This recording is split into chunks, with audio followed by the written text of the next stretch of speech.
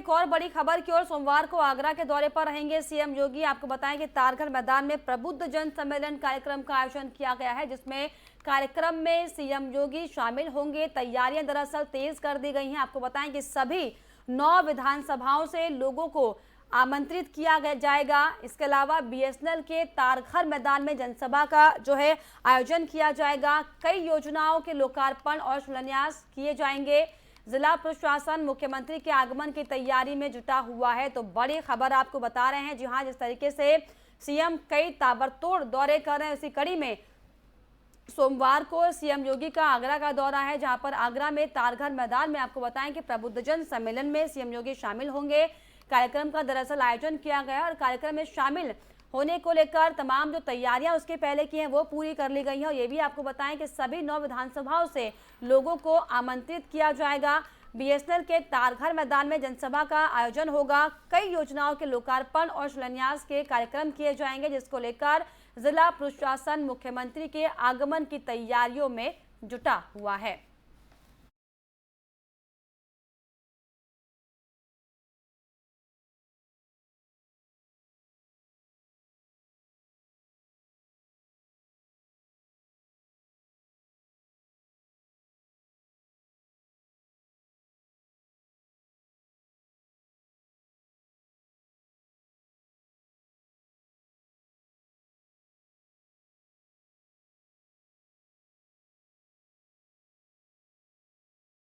चलिए आगे बढ़ेंगे। वहीं सीतापुर में किन्नरों का हाई वोल्टेज ड्रामा देखने को मिला है, जहां पर किन्नर और पुलिस के बीच जमकर हाथापाई हो गई। पुलिस और किसानों के बीच आपको बताएं कि किन्नरों के बीच, माफ कीजिएगा आपको, कि तगड़ी नोकझोंक हुई है। ईंट पत्थर तक चले हैं। किन्नरों ने पुलिस पर दरअसल पत्थर मारने का आरोप लगाया और आरोप लगाया कि जिस तरीके से पुलिस लगातार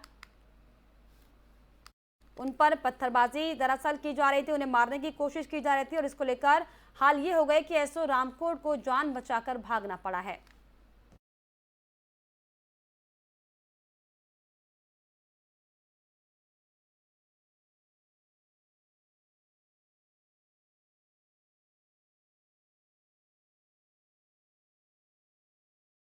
चलिए आगे बढ़ेंगे। यूपी में डेंगू के प्रकोप से हाहाकार मचा हुआ है। अलग अलग जिलों में आपको बताएं कि डेंगू का खतरा लगातार बढ़ रहा है।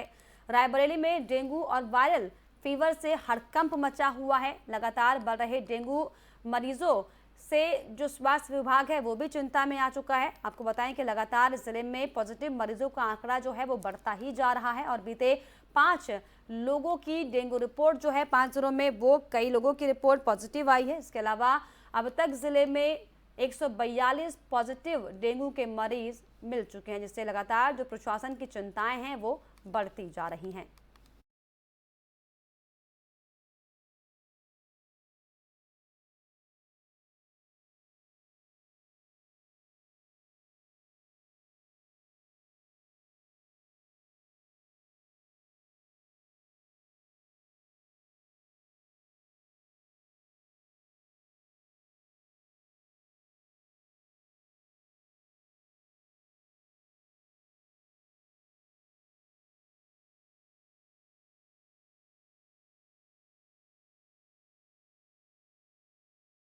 कोतवाली सेक्टर 113 क्षेत्र में स्थित सेक्टर 78 स्थित हाइट पार्क सोसाइटी में चल रहा विवाद आज फिर से अचानक हिंसक हो गया।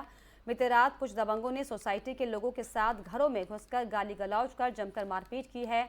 आरोप है कि मारपीट करने वाले दबंग तथाकथित एक राजनीतिक दल से जुड़े हुए हैं। इस मारपीट का वीडियो दरअसल सोशल मीडिया पर जमकर वायरल हो गया है, जिसके बाद सोसाइटी के लोगों ने देर रात अपने घर से बाहर निकल आए और सड़क पर बैठ गए और सड़क पर जमकर जाम किया गया।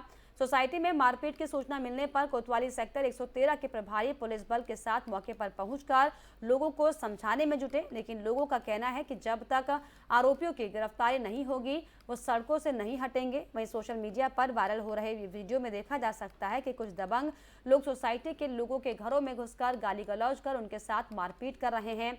इसके बाद लोगों को धमकाते हुए वहां से भाग जाते हैं। इसके बाद करीब 1 बजे के करीब लोग अपने अपने घर से बाहर निकलकर सड़क पर बैठ गए, विरोध प्रदर्शन और नारेबाजी करना शुरू कर दी। सोसाइटी में मारपीट सूचना मारपीट की सूचना मिलने पर कोतवाली सेक्टर 113 के प्रभारी पुलिस बल के साथ मौके पर पहुंचकर लोगों को समझाने में जुटे, लेकिन लोगों का ये कहना था कि जब तक आरोपियों की गिरफ्तारी नहीं होगी वो सड़कों से नहीं हटेंगे।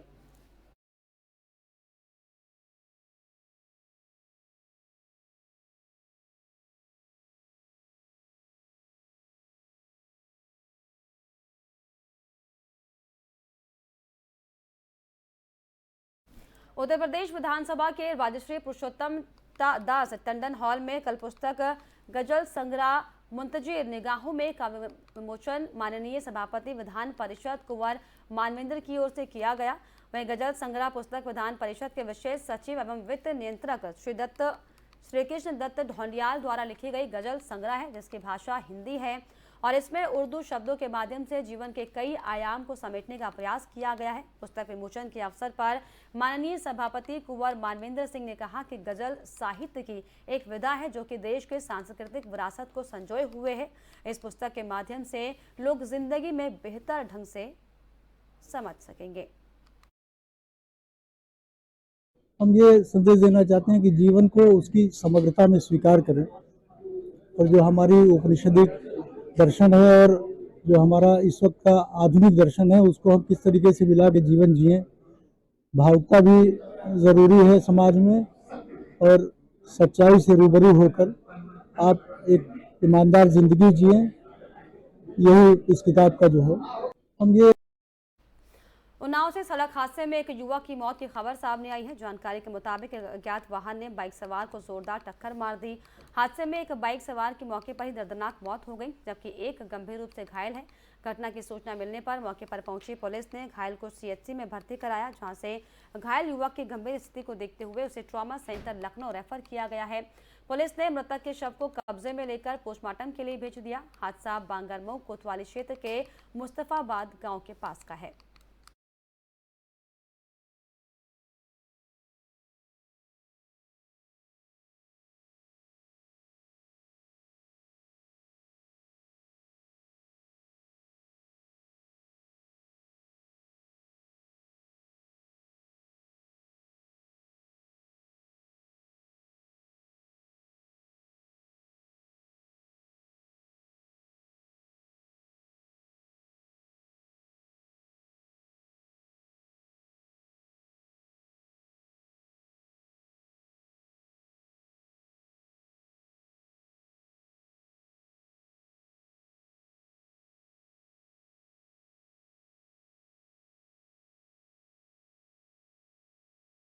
बिजनौर के चांदपुर क्षेत्र के एक व्यक्ति द्वारा एसडीएम के पेशगार और स्टेनो पर रिश्वत लेने का आरोप लगाते हुए बातचीत के एक ऑडियो वायरल होने का मामला सामने आया। इसी मामले को लेकर तहसीलदार चांदपुर के द्वारा पीड़ित को नोटिस जारी कर कार्यालय बुलाकर पूरे प्रकरण के संबंध में बयान दर्ज कराए गए। पूरा मामला जनपद बिजनौर के तहसील चांदपुर क्षेत्र का है, जहां पर मोहम्मद यामीन नाम के व्यक्ति ने चांदपुर एसडीएम मांगेराम चौहान के पेशकार पर जमीन के मुकदमों को लेकर रिश्वत लेने का आरोप लगाते हुए ऑडियो वायरल किया था। जिस संबंध में चांदपुर तहसीलदार द्वारा जमीन के नाम एक नोटिस जारी कर उसे अपने कार्यालय बुलाकर संबंधित मामले में बयान दर्ज कराने के लिए बुलाया गया था।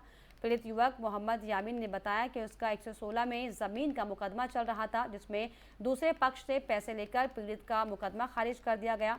पीड़ित ने एसडीएम के पेशकार पर 18,000 रुपए लेने का आरोप लगाया है। जी आज मेरे बयान थे। मेरा एक मुकदमा 116 में चल रहा था, तो पेशकार साहब ने पैसे लेकर और मेरा मुकदमा खारिज कर दिया दूसरे साहब पार्टी से पैसे लेकर। मैंने कहा जो मेरे 40,000 रुपये ले रखे थे उन लोगों ने, मैंने कहा जी मेरे पैसे दे दो। उन्होंने कहा हमारे पास पैसे वैसे नहीं है। 18,000 रुपये पेशकार अरुण पेशकार के ऊपर है मेरे। मैंने कहा मेरे पैसे दो आप, तो उन्होंने कहता तुझसे लिए जाएंगे तो ले ले तू, मेरे पास कोई पैसा नहीं है। ठीक है, और उसमें 15,000 रुपये मेरे राकेश बाबू पे हैं। हमारा मामला ये था, हमारी ज़मीन है यहाँ सफदलपुर में, तो वो हमारी ज़मीन जो दूसरे आदमी के उसने उस पर कब्जा करना चाह रहा है। वो हमारी 40 साल पुरानी है, उसने लिए भी 25 साल हुए हैं, तो वो हमसे उसमें से बांटना चाह रहा है, लेना चाह रहा है। और यहाँ हमारे भाई मुकदमे के लिए जब आए तो तीनों ने मुकदमा हो गया। मुकदमा होने के बाद इन्होंने तहसील यानी कि एसडीएम ने और इनके पेशवारों ने पैसे ले लेकर हमारे भाइयों से और ये कह दिया हम तुम्हारा काम करवा देंगे तुम्हारे हक में। अब क्या हुआ, दूसरी पार्टी से पैसा लेने के बाद क्या करा उन्होंने कि उनके हक में फैसला कर दिया। इन हमारे भाइयों को साफ कह दिया कि तुम्हारा कुछ नहीं है इसके अंदर, और पैसा ले लेके बैठ गए सबके सब। तो कितनी गलत बात है बताइए। और इसी के साथ इस बुलेटिन में फिलहाल इतना ही। देश और दुनिया की तमाम खबरों के लिए आप देखते रहिए FM न्यूज़। नमस्कार।